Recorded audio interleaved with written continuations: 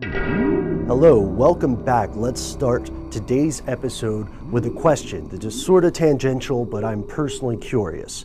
Have you ever been to space camp? And if so, how much of what they teach kids or adults do you think actually applies for people who get up there in orbit? That's Matt behind the camera. We've got Noel working on audio as we speak. Agent Scully is being creepy at a coffee shop. I'm Ben, and you're you, the most important part of this show. That makes this stuff they don't want you to know. This week, Matt, Noel, and I are taking a closer look at a topic we have explored in the past: space. But we're not going there alone. Instead, we're joining numerous government agencies, spy agencies, and private entities to see what exactly they're doing up there. Because there's a lot more going on in orbit above your head as you watch this than you might suspect by just glancing up. And it ties into espionage, militarization, really dangerous and nasty stuff. The concept of war in space is not new by any means. In the 1950s, the US was already experimenting with anti-satellite technology because they were convinced that the USSR, the Soviet side of the Cold War, was going to launch nukes into space. And in an exercise that some would call hypocritical, the US actually did test nuclear bombs in space on its own. Supposedly, that all stopped with the United Nations Outer Space Treaty of 1967. Notice that we say supposedly. Here are 5 secret space programs. Number 1. You've seen perhaps our earlier video on a formerly top secret surveillance satellite program by the US, working with the CIA and then later with the NRO. This was known as Corona. And Corona, just a quick and dirty summary, flew satellites with cameras across the Earth trying to take pictures, and the technology for taking pictures and communicating images at the time was such that the best they could do was literally drop negatives from space and send someone to pick them up. But there's another program that we didn't talk about in that earlier video, and that is the Soviet answer to the Corona satellites. They were called the Zenit. They are the most numerous satellite in human history. Over 500 of these things were flown, and to this day, the West is still not completely sure what the Soviets saw, when they saw it, or what they did with the things they found. 2. The NROL-45. This satellite is under the control of the National Reconnaissance Office, which is one of the strangest, most secretive offices in the US. The National Reconnaissance Office began in 1961, but it was classified for 3 decades. So classified, in fact, that government officials denied its existence in public. Uncle Sam finally admitted this agency existed in 1992, but admitting the existence and actually saying what an agency does are two very different things, especially in this country. The NROL-45 has the following publicly stated mission. Are you ready? To support national defense. What does that mean exactly?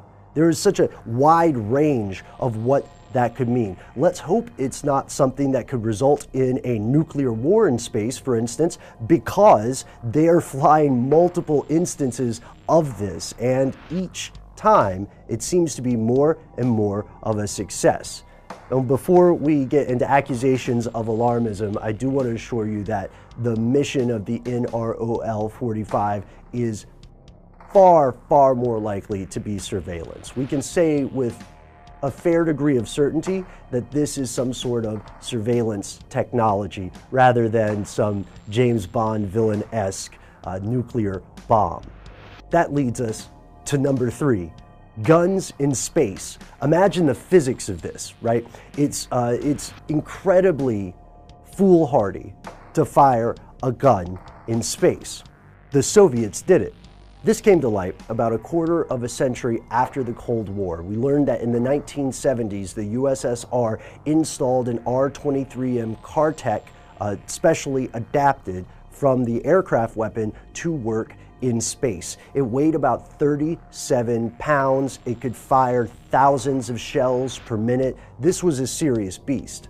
14.5 millimeter, could reputedly hit targets 2 miles away, and it was actually fired in 1975, not as a mission, but as a test. Luckily for space and human beings and the state of civilization, the Soviets, so far as everyone knows, did not continue this program. It was simply an experiment.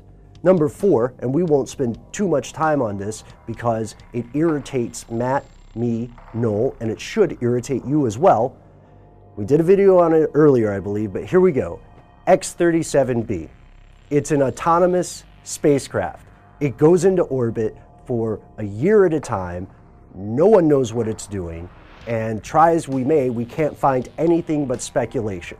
And then it lands, and then it goes up again. And we don't know how many times it's going to do this. We don't know where it's flying exactly, although there's some very, very clever self-taught sky watchers who are making amazing guesses at it. 5, the GSAP, the Geosynchronous Space Situational Awareness Program. Not a name that rolls off the tongue, admittedly, but something that has other countries and other space agencies very concerned. This proposed plan, with 4 satellites in total, or 4 main satellites from what we know about it, is built to go to other satellites, to monitor them, to maybe protect them, to maybe exploit information and hack them. At this point, people aren't entirely sure. It's imagined that the US government revealed this information due to some anti-satellite missile test by China. Now, of these 5 programs, several are historical and probably not in use today, the outdated satellites, for instance, but we also know that these 5 programs are barely skirting the surface. How do we know this? Because at this point, the sky is still not censored. You can go onto numerous forums today and find people who are watching the sky and seeing satellites that are not supposed to exist or not supposed to be doing what they are in fact doing. And the Outer Space Treaty of 1967 has some huge loopholes large enough for you and your entire family to walk through. It doesn't even define what a weapon is. Thanks so much for watching. If you'd like to learn more, check out our audio podcast at stufftheydon'twantyoutoknow.com. In the meantime, if you'd like to learn more about stories we find that don't make it to the air, visit us on Facebook and Twitter, where we are Conspiracy Stuff. You can also send us a letter directly. All of our best suggestions for shows come from you. Not a general you, specifically you watching this. Let us know what we should cover next. You can email us directly. We are conspiracy@howstuffworks.com.